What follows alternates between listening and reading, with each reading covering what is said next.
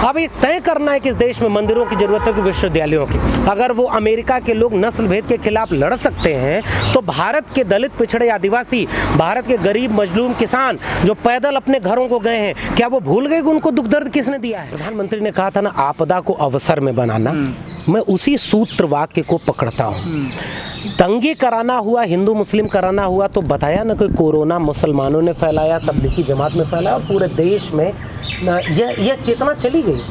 सच जब तक पहुंचेगा तब तक झूठ अपना काम कर चुका है, वो लाठियां चला चुका है, वो नफरत दिलों में भर चुका है। सदी का सबसे विफल प्रधानमंत्री है जिसने अपने देश की जनता को एक बार नोटबंदी के सामने घुटने टेकने पर मजबूर कर दिया। अर्थव्यवस्था उससे कभी उबर नहीं पाई और कोरोना की आड़ में वे सारी विफलताओं को छिपाने की साजिश कर चुके हैं और अब वो चुनाव लड़ने जा रहे हैं।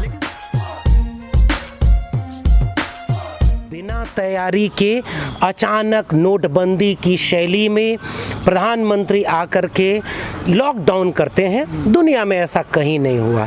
दुनिया के देशों ने तैयारी की, वो भी तब जब उनके यहाँ हमसे कई गुना बेहतर स्वास्थ्य सुविधाएं हैं, हमसे कई गुना बेहतर इंफ्रास्ट्रक्चर है। हमारा देश जो सरकारी अस्पताल हैं और जो भी इंफ्रास्ट्रक्चर है वो बहुत बुरे हालात में है। बावजूद इसके हमारे प्रधानमंत्री ने कोई तैयारी करना मुनासिब नहीं समझा और उसके बाद बिना तैयारी के लॉकडाउन कर दिया। जब बिना तैयारी के कर दिया और लाखों लोग जो इस देश के नागरिक हैं, जो मैं यह बात दावे से कर रहा हूं कि वो सारे लोग जो पलायन के शिकार होकर किसी देश के दूसरे कोने में, कल को जो डर रहे थे कि CANRC पर उनको उस जगह का कागज नहीं मिलेगा जहां वो रहते हैं, अब देश में यह स्पष्ट हो गया कि इतने लोगों की तादाद कितनी बड़ी है जो पैदल अपने घरों के लिए निकल पाए। वो दृश्य इस देश के आज़ाद भारत के मुंह पर तमाचा है। उसके बाद दूसरी बात जो मैं कहना चाह रहा हूँ कि उन लोगों के लिए कोई काम नहीं हुआ। जब कुछ 100 आंकड़े आते थे तो इन्होंने ट्रेनें बंद कर दी, इन्होंने सारा कुछ बंद कर दिया, इस पर खूब बात हो रही। जब हजारों में आंकड़े आने लगे तब आप ट्रेनें चला रहे हैं। क्या ये काम पहले नहीं किया सकता था? उन लोगों की कोई चिंता नहीं थी क्योंकि उस पैदल घर जाने वाले लोगों में, पैदल जाते हुए मरने वाले लोगों में वे ही लोग हैं जिनका आम जनजीवन, आम परिस्थितियों में भी मारे जाते हैं, यानी देश के दलित, पिछड़े, आदिवासी, वे ही लोग पैदल निकल गए। इसलिए यह देश उस तरह के दृश्य को भी देखा। उसके बाद जब इस सरकार की विफलता सामने आई, आपके सरकारी अस्पतालों की विफलता सामने आई, आंकड़े कम होने चाहिए। दुनिया के देश जब लॉकडाउन को अनलॉक कर रहे हैं तो उनके यहाँ आंकड़े कम हो रहे हैं, रेशियो कम हो रहा है। हमारे देश में कई गुना बढ़ रहा है। अब आंकड़े छिपाने का खेल होने लगा और लगातार टेस्ट ही ना करो। हम लोग पढ़ाते हैं ना दिल्ली विश्वविद्यालयों में और स्कूलों में पढ़ते रहे, some study some confusion, more study more confusion, no study no confusion. ठीक इसी तरह से some test some cases, more testing more cases, no testing no cases. तो आंकड़ों की बाजीगरी करते हुए इस देश में सारे आंकड़े छिपाए जा रहे हैं और यह डिबेट ही बदली गई। कभी तबलीगी जमात के नाम पर जो सांप्रदायिक हिंसा इस देश में RSS 90 साल से फैला रहा है, वही सांप्रदायिक हिंसा उसने वैश्विक महामारी के वक्त भी फैला ली। लेकिन मोदी जी ने तो अपने हर संबोधन में कहा कि मैंने बहुत बढ़िया फैसला लिया है, कि समय से लॉकडाउन किया और दूसरे देशों से हमारी हालत बहुत अच्छी है। सर मैं अपोजिट बता, मैं एक शिक्षक हूँ। मैं अगर भी कहा हाँ ठीक बात है, मैं अगर ये दावा करूं कि मैं बहुत बेहतरीन शिक्षक हूं और मैं देखिए क्या रिजल्ट दे रहा हूं, मैंने ऐसे पढ़ाया, मैंने वैसे पढ़ाया, और मेरे विद्यार्थियों का रिजल्ट निगेटिव आ जाए, विद्यार्थी फेल हो जाएं, तो क्या ये मेरा दावा सही होगा? बस फिर मैं क्या करूंगा, मैं विद्यार्थियों की आवाज़ कोई सुन न पाए इसकी कोशिश करूंगा और मैं खुद बोलते रहूंगा कि दुनिया का सबसे बेहतरीन शिक्षक मैं हूं। यही काम प्रधानमंत्री कर रहे हैं। अगर आप बेहतरीन निर्णय लिए हैं तो यह काम जनता का है कि वह प्रधानमंत्री की जय जयकार करे। और आज तो जनता इतनी परेशान है कि मीडिया उसे नहीं दिखा रही है, उन्हें खाना नहीं मिला। जितने लोग कोरोना से नहीं मरे उतने लोग सरकारी बद इंतजामी से मर गए, भूख से मर गए, बीमारी से मर गए, OPD सारे बंद कर दिए गए। इस देश के अस्पतालों में जहां लगातार भीड़ रहती थी, रोज टेस्ट करने वाले, रोज जांच करने वाले, इलाज कराने वाले आते थे, वो सारे ओपीडी तो बंद हो गया। वो जाने कितने लोग मर गए, कोई खोज खबर नहीं।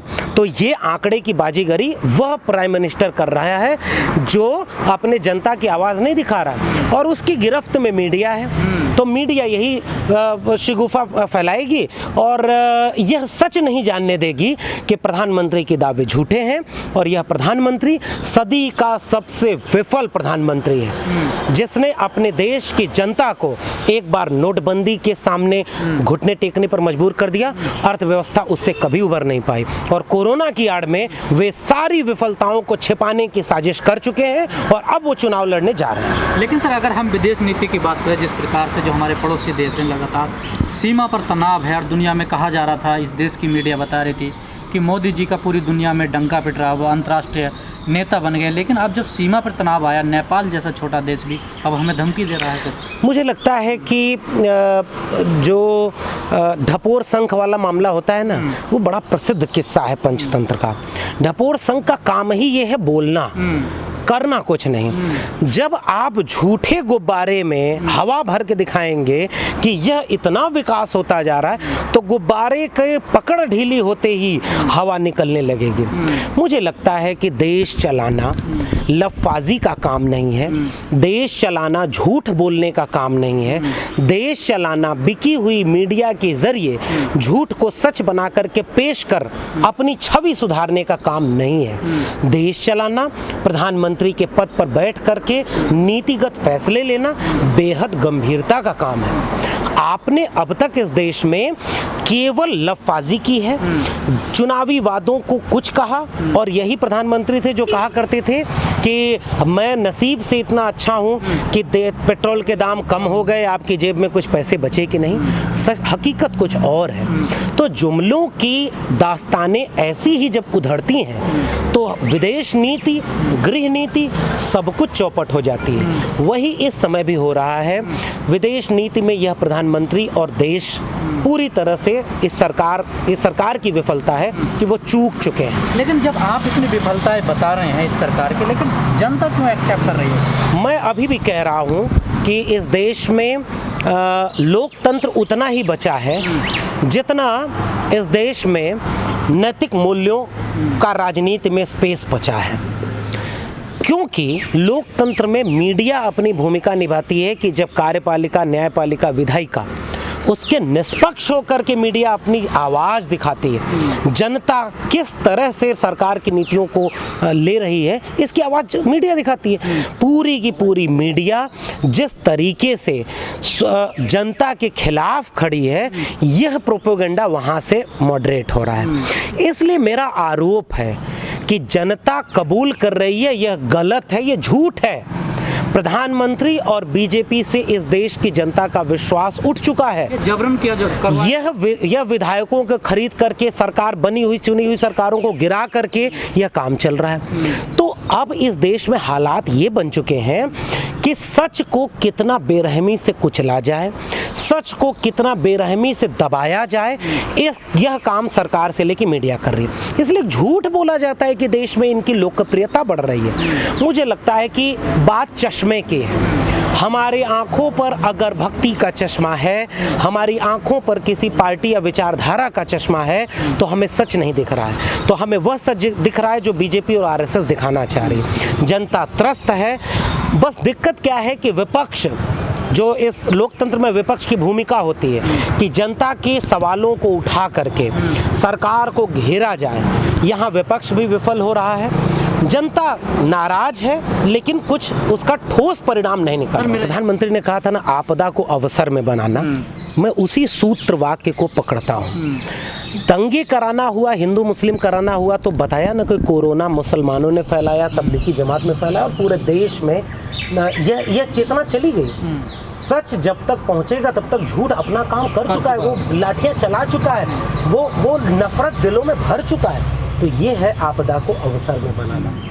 इसी तरह से आर्थिक विफलताओं में हर मोर्चे पर यह सरकार फेल हो चुकी थी। अब सारा ठीकरा किसके ऊपर फोड़ा जाएगा? कोरोना के ऊपर। यह है आपदा को अवसर में बनाना। इसी तरह से सारे शैक्षणिक संस्थानों को बजट काटना, शिक्षा से लोगों को वंचित करना, रोजगार लगातार कम होते जाना, ये सब के पीछे तो यह देश पहले से जूझ रहा था ना। अब सबका ठीकरा किस पे फोड़ा जाएगा? कोरोना पर, यानी इस वैश्विक महामारी पर। यही काम सामाजिक न्याय के साथ किया जा रहा है। सामाजिक न्याय के नाम पर ये लोग सरकारों में बड़े बड़े दावे करते हैं, भाषण देते हैं, अलग अलग बहुजन प्रचारकों के जन्मदिन पर, पुण्यतिथि पर भावुक भाषण देते हैं। लेकिन आरएसएस का जो एजेंडा है कि इस देश में हिंदुत्व के नरेशन के भीतर दलित, पिछड़े, आदिवासियों को समा लिया जाए, कोई जाति पर बात न करे, जाति के नाम पर 85% लोगों के संसाधन, जल जंगल जमीन, हिस्सेदारी, शिक्षा, रोजगार, इस पर 15% अपर कास्ट का कब्जा रहे। यह उनकी मंशा है। और जातियों के भीतर जमीन पर शोषण रहे। उत्तर प्रदेश और बिहार में जितनी हत्याएं हुई हैं वे सारे दलित और पिछड़ों की हो रही हैं, कोई भेदभाव नहीं।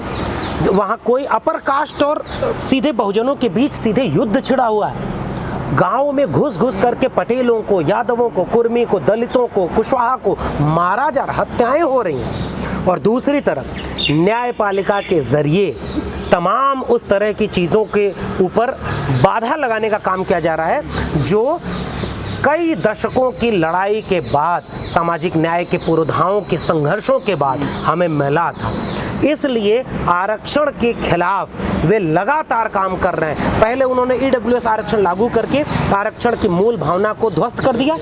अब जो आरक्षण बचा है उसे भी न्यायपालिका, जिसे हम मनुपालिका कहने का जोखिम उठाते हैं, क्योंकि वहाँ भी आरक्षण नहीं है। तो मेरा सवाल यही है, मेरा आरोप यही है, आपदा को अवसर में बनाना यह आरएसएस और बीजेपी का खेल है। सामाजिक न्याय की हत्या करना ये इनका काम है। और इसीलिए आरक्षण को कभी मौलिक अधिकार नहीं होना है, कभी जितनी सीटें हैं अभी यूपी में 68,000 69,000 शिक्षकों की वैकेंसी आ रही है, उसमें 55 से 60% सवर्ण भर्ती हो रहे हैं। यह कैसा देश है भाई? इसलिए इस देश में अब आने वाला वक्त यह तय करेगा कि यह देश किस दिशा में आगे बढ़ेगा। अगर हम इस देश को, आइडिया ऑफ इंडिया को बचाना चाहते हैं, अगर हम संविधान को बचाना चाहते हैं, तो हमें जनता के सरोकारी मुद्दों पर सवाल उठाना होगा। मीडिया बिक चुकी है, और मैं तो कह रहा हूँ ये आपका यूट्यूब चैनल है ना, ये मेन स्ट्रीम मीडिया है, वो मनु स्ट्रीम मीडिया है। और जो जनता की अदालत है वह असली न्यायपालिका है, बाकी वो जो न्यायपालिका है वो मनुपालिका हो चुकी है। वैसे ये सरकार, डॉक्टर राम मनोहर लोहिया कहते थे ना, सड़कें खामोश हो जाएं तो संसद आवारा हो जाती है। जब अमेरिका में नस्ल भेदी हमला हुआ, एक व्यक्ति मारा गया था ना, पूरा अमेरिका उस कोरोना की महामारी में सड़कों पर आ गया। इस देश की जनता को तय करना है। मंदिर बंद हुए तो कोई कितने जगहों पर कोर्ट ने अलग से बैठ करके मंदिरों को खोलने का फैसला ले लिया। अब ये तय करना है कि इस देश में मंदिरों की जरूरत है कि विश्वविद्यालयों की। अगर वो अमेरिका के लोग नस्ल भेद के खिलाफ लड़ सकते हैं, तो भारत के दलित, पिछड़े, आदिवासी, भारत के गरीब मजलूम किसान जो पैदल अपने घरों को गए हैं, क्या वो भूल गए कि उनको दुख दर्द किसने दिया है? इसलिए उनको सड़क पे आना होगा, तभी संविधान बचेगा, तभी जमहूरियत बचेगी, वरना सरकारें तो आएंगी जाएंगी।